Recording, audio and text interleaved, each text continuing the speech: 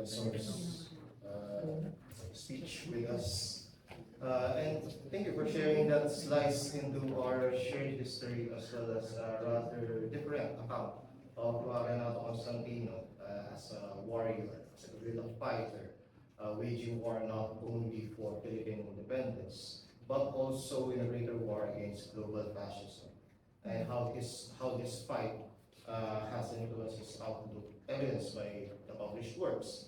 As students of this university, most, if not all of us, are familiar with Constantino's books and criticisms, especially to the situation of the Filipino, which I believe is mandatory reading in some courses, some classes in this university.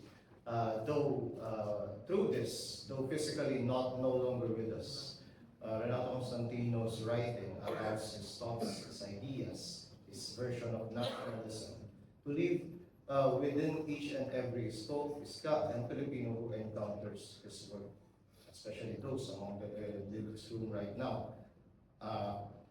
Truly, he is a scholar, a leader, a warrior, and a gentleman. The next speaker for today is a professor emeritus of the UP School of Labor and Industrial Relations, formerly the dean of the same institution, and the president of the Freedom from Debt Coalition, the Integrated Rural Development Foundation. He has been published and contributed to numerous studies on labor and climate's effect on the same, and a witness to Renato Constantino as a friend, a brother, and an alpha.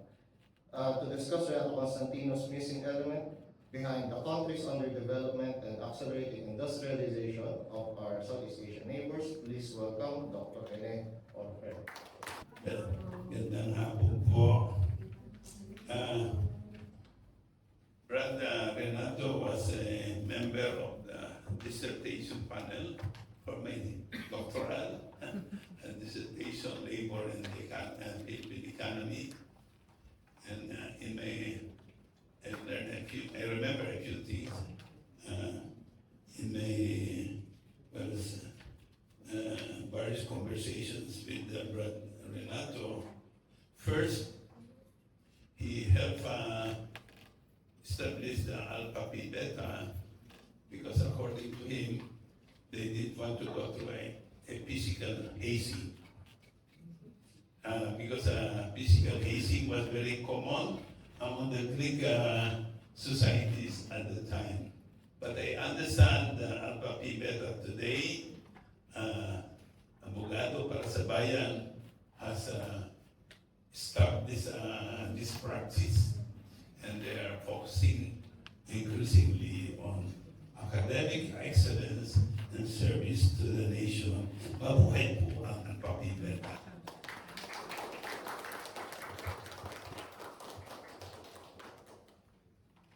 Well, Renato has written so many things, so many books and pamphlets. I think he was more of a pamphleter, tama ba? And yung mga pamphlets niya yung umiikot sa so many activist circles. But I remember some nuggets of wisdom from him. First of all, according to him, the true Filipino is a decolonized Filipino. And Selinda already mentioned this. Second, it's very important in relation to the EDSA people power.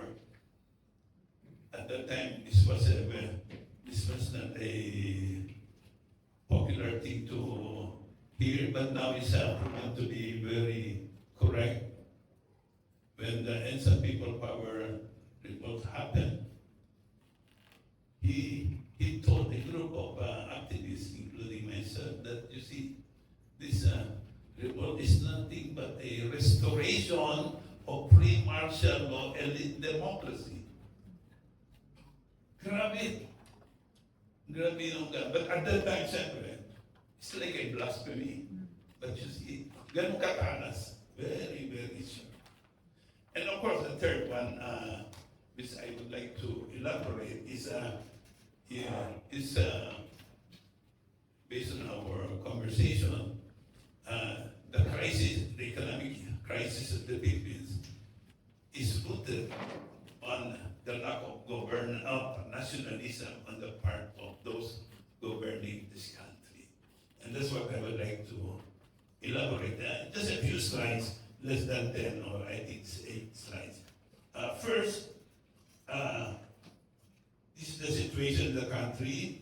In 1957, the World Bank wrote, and I have a document of this, the Philippines was second only to Japan in industrial dynamism in Asia. But Rene told me yesterday, he has a document showing that in fact the Philippines was not ahead of Japan in 1950-51. Of course, Japan was badly devastated with atomic bombs. And then this happened. In terms of per capita GDP versus Asia, you see in 1980s, we were bypassed by the Asian links, Hong Kong, Singapore, South Korea, and Taiwan. 1990s by Malaysia and Thailand. 2000s by China. China's per capita was just a fraction of the Philippines in 1980, by the way, but it was so rapid growth. And 2010, bypassed by India and Indonesia, and right after COVID, we were bypassed by Vietnam. Tomorrow, I don't know, by Bangladesh or Cambodia. Next. Now, what really happened in the 1950s and 60s? Because the 1950s, 60s were decades of double-digit industrial growth in the Philippines. It's still unparalleled. Now, there was a surge in nationalist industrial spirit. There was members of the Nationalist Economic Protectionism Association, NEPA. It was founded in the 1930s, and landed capitalists who were asking for immediate independence. So they took advantage of the import substitution industrial program, which the Americans allowed, because after the war, the Americans opposed any kind of protection for Philippine industries. But because there was a threat of hook uprising in 1949, 1950, they relented to the demand of the Filipinos to, let's have this import substitution program, which was adopted, by the way, by almost all Asian countries, by almost all colonies which became independent after World War II. And one of the prominent leaders of this NEPA was Senator Rene.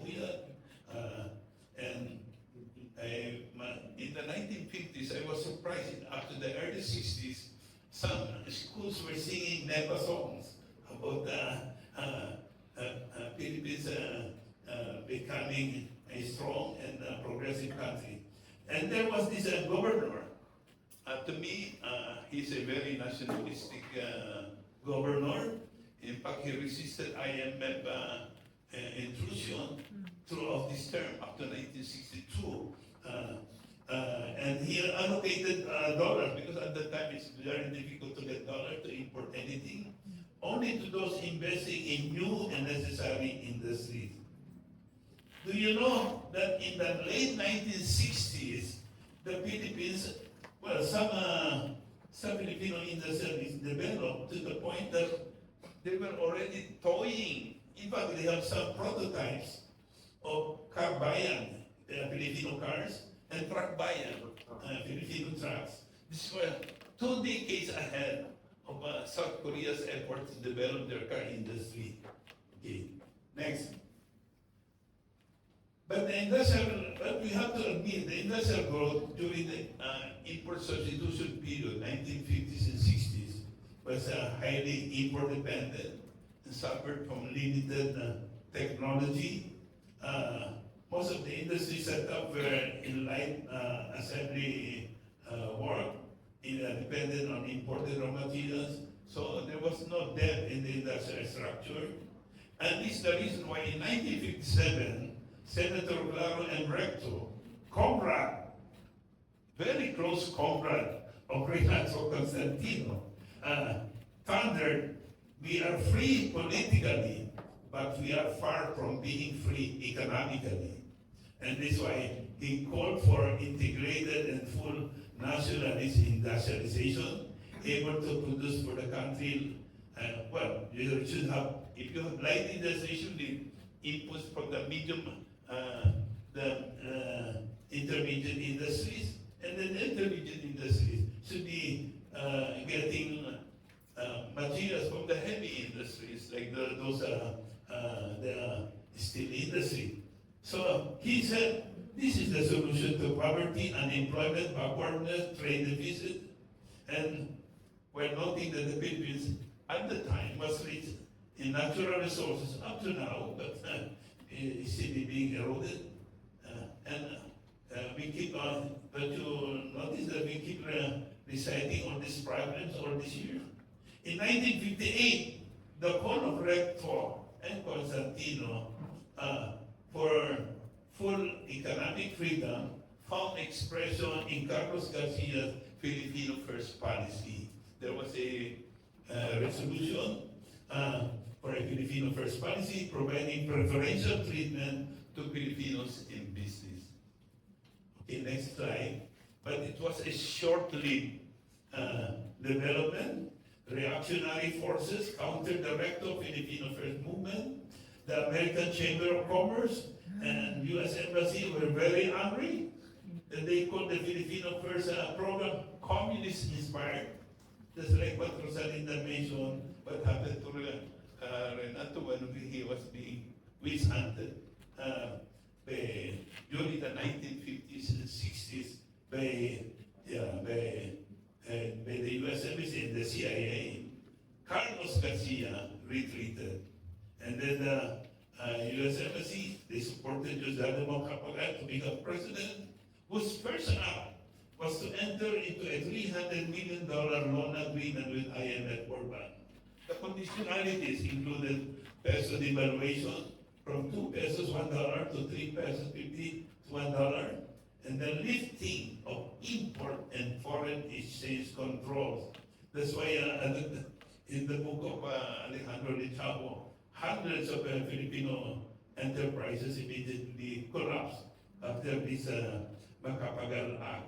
Moreover, a World Bank-supported program implementation agency, the forerunner of NEDA, was set up in Malacanang, and this was managed by American trained economists like Armand Abella, Gerardo Sica, etc.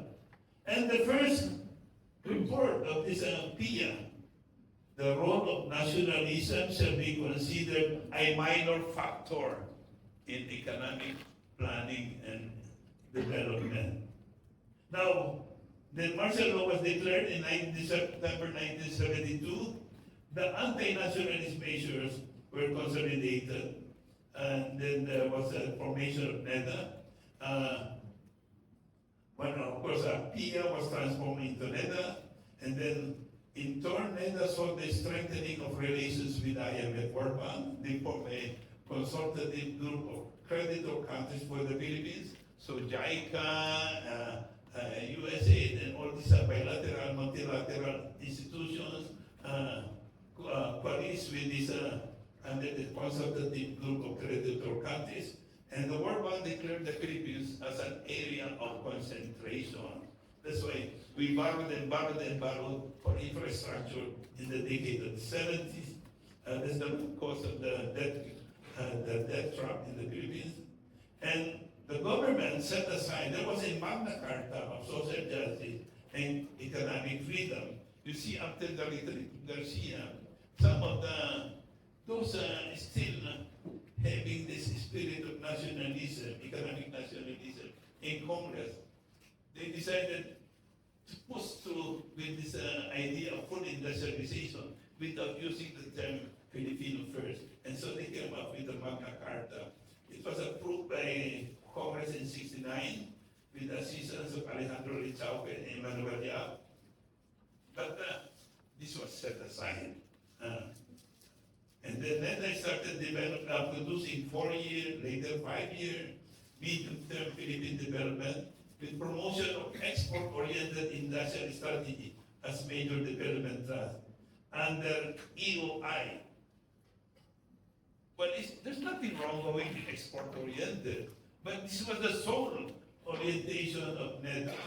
And this was done at the expense of the ISI industries, and also there was a lot of discrimination against ISI industries, meaning local industries, in terms of taxation, and of course they were neglected, and there was overwhelming focus on enticing foreign investment to come into the export processing zones, Bataan, Baguio, Cavite, and Cebu.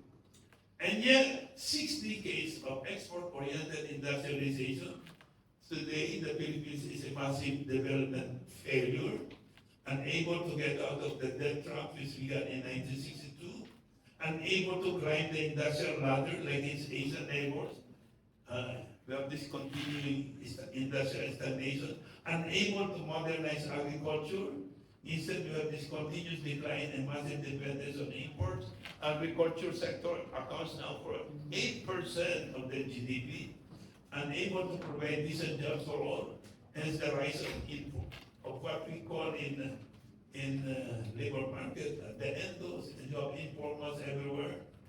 All this happening with the export-oriented industrial policy, the original EOI reinforced in the 1980s by the neoliberal structural adjustment program, promoting import investment liberalization, privatization of government assets, and corporation, and deregulation of the whole economy. By the way, most of the types that we have now, they have virtually abandoned industrial development, and they realize they can make money out of privatized power, water, services. They realize they can make more money in liberalized importation of rice and other commodities, and probably engaging even in smuggling.